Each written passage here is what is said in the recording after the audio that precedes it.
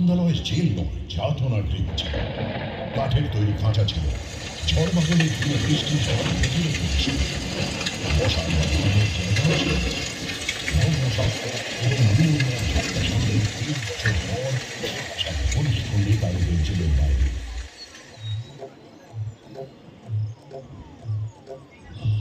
ভারতীয় যুবকদের তিনি গভীরভাবে প্রভাবিত করতে শুরু করলেন। তাঁর উপস্থিতি যুবাদের উদ্বুদ্ধ করত। গান্ধীজি যখন একান্তে চিন্তামগ্ন, তখন সুভাষ স্বাধীনতা আন্দোলনের গতি বজায় রাখতে অগ্রণী ভূমিকা নিলেন। মিল মজুরদের একজোট করলেন, সাইমন কমিশনের বিরোধিতা করলেন, বিদেশি দ্রব্য বর্জন করলেন। সুভাষ যুবক এবং শ্রমিকদের ঘিরে ওর উপস্থিতি সভায় উদ্যমের সঞ্চার করলেন। নিজের পিতার সাথে লড়াইয়ে সুভাষ জয়লাভ করলেন। স্বাধীনতার লড়াইতে তাঁর সামনে এসে দাঁড়ালেন রাষ্ট্রপিতা।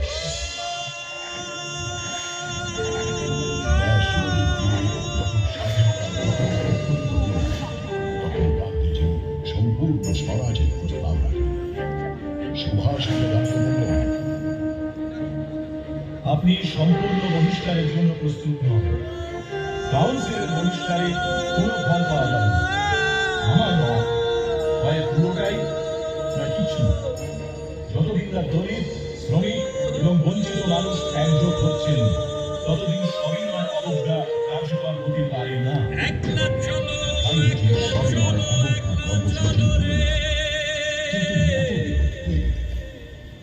সুভাষ আবার তার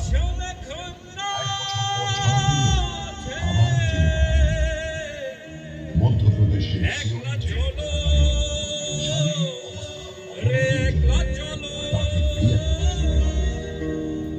সুভাষের মুক্তি ইংরেজ সরকারের জন্য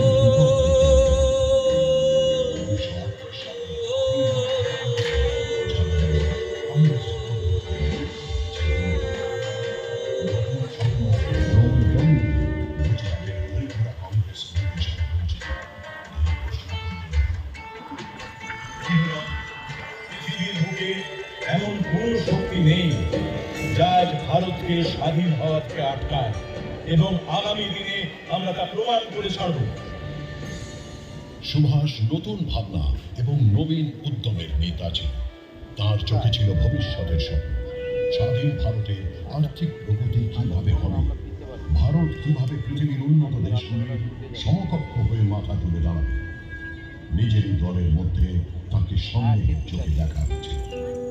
তার যে দ্বিতীয় দফায় সুভাষ আবার অধ্যক্ষ হিসেবে নির্বাচিত হলে কার্যনির্বাহী সমিতির অধিকাংশ সদস্যরা ইস্তফা দেন। গান্ধীজি তার সমর্থিত প্রার্থী পট্টবি সীতারামাইয়ার হারকে নিজের হার করে দেন। গান্ধী এবং সুভাষের মধ্যে দূরত্ব প্রাকারের আকার ধারণ করেছিল। সুভাষ গান্ধীজির সঙ্গে সাক্ষাৎ করলেন, কিন্তু প্রাকার মধ্যপ্রদেশের ত্রিপুরাতে অসুস্থ অবস্থাতে উচিত। পারস্পরিক দ্বন্দ্ব এবং দমবন্ধ পরিবেশ। সুভাষ 1939 এপ্রিলে কংগ্রেস তাদের দূরদৃষ্টি সম্পন্ন অধ্যক্ষকে। সুভাষ 20 বছরের বেশি সময়ে যে দলে কাজ করেছেন, সেই দলে এত অবিশ্বাস। সেই সময় গুরুদেব রবীন্দ্রনাথ ঠাকুরের মধুর বচন তার সন্তান দূর করে দিল। যে উৎসাহলগ্নে তোমার রাজনৈতিক যাত্রা শুরু হয়েছিল, আজ আমি সেই আলোর বিচ্ছুরণ দেখতে পাচ্ছি। তুমি আজ মধ্য গগনের সেই নির্মল আলোয় উদ্ভাসিত, সেখানে শঙ্কার কোনো স্থান নেই। আমার দৃঢ় বিশ্বাস, তুমি দেশ ও মাতৃকার জন্য আশা ও আলোর নতুন বার্তা নিয়ে এসেছ। আগামী লড়াইয়ে হয়তো আমি তোমার সঙ্গে থাকতে পারবো, শুধু আশীর্বাদ করি এবং বিদায় জানাই। তবে এই দেখে আশ্বস্ত হল যে দেশের বোঝা তুমি নিজের কাঁধে তুলে নিয়েছ। দেশের স্বাধীনতা ও স্বদেশের চিত্তে নতুন প্রাণ সঞ্চারের পুণ্যব্রত তুমি নিয়েছ। তাই আমার নৃত্য নাটিকা কাশের দেশ আমি তোমায় উৎসর্গ করি।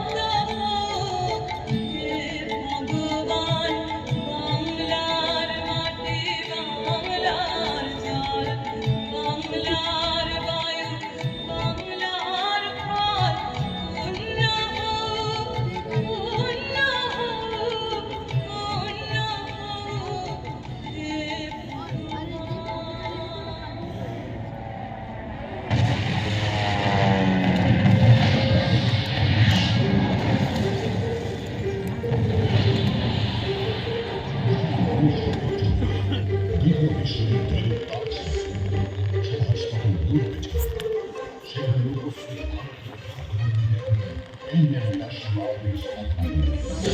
রেডিওর মতো আধুনিক সঞ্চার মাধ্যমকে সংগ্রামের মাধ্যম হিসেবে ব্যবহার করে এবং আজাদ হিন্দ রেডিওর সূচনা। বন্ধুগণ, ভারতের মুক্তির সময় আসন্ন। ভারত উঠে দাঁড়াবে এবং পরাধীনতার এই শৃঙ্খলকে বিশুদ্ধ করে দেবে, যা কয়েক যুগ ধরে ভারতকে বেঁধে রেখেছে। ভারতের স্বাধীনতা সংগ্রামে বিশ্বের অন্যান্য দেশ আর সাহায্যের হাত বাড়িয়ে দিয়েছে। সিঙ্গাপুর জাপানের দখলে ছিল। নেতাজি যুদ্ধ চলাকালে মাসাধিক দীর্ঘ যাত্রা করে সমুদ্র পথে ডুবোজাহাজে জাপান পৌঁছল। প্রথম সাক্ষাতে জাপানের প্রধানমন্ত্রী তোজো নিঃশর্ত সাহায্যের হাত বাড়িয়ে দিলেন। সুভাষের আজাদ হিন্দ ফৌজের সেনানীরা শিখর সমান উচ্চ শিরে নেতাজির এক আদেশে মাতৃভূমির জন্য প্রাণ ত্যাগ করতে প্রস্তুত ছিল। হাতিয়ারের শক্তিতে এবং রক্তের বিনিময়ে তোমাদের দেশের জন্য স্বাধীনতা অর্জন করতে হবে। স্বাধীন ভারতে তোমাদেরই গড়তে হবে স্থায়ী সৈন্যবাহিনী, যারা এমন মজবুত সুরক্ষা বলয়ে ভারতকে ঘিরে রাখবে, যাতে আর কোনোদিন ভারতের পায়ে কেউ পরাধীনতার বেড়ি না পড়াতে পারে।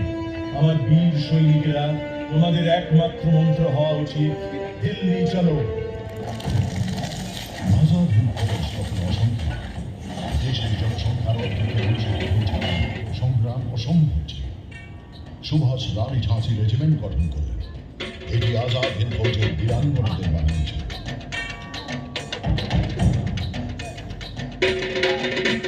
1944 মার্চ মাস আজাদ হিন্দ ফৌজের সৈন্যরা প্রস্তুত।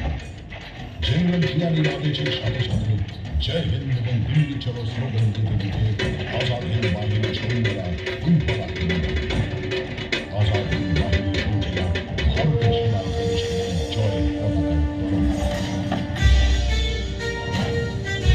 ওইখানে আর একটু দূরে, নদীর ওই পারে, জঙ্গলের প্রান্তে, পাহাড়ের অপর সীমান্তে রয়েছে আমাদের স্বপ্নের দেশ। যে মাটিতে আমাদের জন্ম, আমরা সেই মাটির বুকে ফিরে যাচ্ছি। রক্ত রক্তকে ডাকছে, ওঠো, হাতিয়ার সামলাও, এগিয়ে চলো, দিল্লি চলো। এরপর মাত্র 10 কিলোমিটার দূরে ছিল। এমন সময় অসময়ে বৃষ্টি এগিয়ে চলা এমন বৃষ্টি শুরু হলো যেন আকাশ একে অবিরাম বৃষ্টি, তারপর ব্রিটিশ ও আমেরিকান ফৌজ এগিয়ে আসছে। আংশিক জয়লাভ করে আজাদ হিন্দ ফৌজকে পিছিয়ে আসছে। আকাশ থেকে আমেরিকান বোমারু বিমান আগুন নষ্ট করছে। আজাদ হিন্দ ফৌজের 25,000 সৈন্য নেতাজিকে বাকি ফৌজ নিয়ে ব্যাংককে নিয়ে আসছে। আমার বীর সৈনিকেরা, লড়াইয়ের প্রথম পর্যায়ে আমাদের হার হয়েছে ঠিকই, কিন্তু মনে রাখতে হবে এটা আমাদের প্রথম প্রয়াস। সামনে আরো লড়াই বাকি। যেদিন ভারতের স্বাধীনতার ইতিহাস লেখা হবে, সেদিন আজাদ হিন্দ ফৌজের নাম তাতে স্বর্ণাক্ষরে লেখা থাকবে। এরপর এবং পরিবার লড়াইয়ের পর আমাদের স্বাধীনতা সংগ্রামের এই শৌর্যময় অধ্যায় শেষ হল। আর দুর্ভাগ্যজনকভাবে ব্রিটিশ সাম্রাজ্যের বিরুদ্ধে নেতাজি নির্ভুল হয়ে যায়। কিন্তু মানুষের মনে নেতাজি তখনও জীবিত। ভারতের এই বিশ্বাস এই মনে ভয় সঞ্চার। 1945 লালকেল্লা আইনের জয় থেকে শুরু করে 1946 নৌসেনা বিদ্রোহ অবধি নেতাজির ভয়ে ব্রিটিশদের এই শাসনের বিরুদ্ধে নেতাজি এবং তার ফৌজের এই লড়াই 1947 সালে ভারতের স্বাধীনতার মাধ্যমে সাকার হয়ে উঠল। সমগ্র ভারত আজ নেতাজির এই যোগদানের জন্য কৃতজ্ঞ। মুক্তির মন্দির সোপান তলে কত প্রাণ হলো বলিদান, লেখা আছে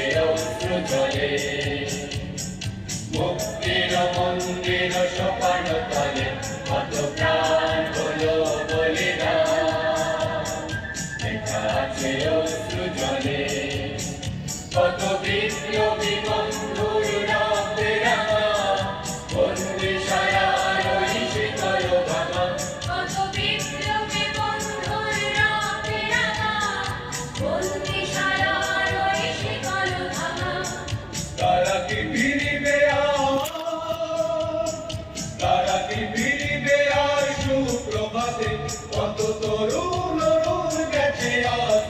তলে মুক্তির মন্দির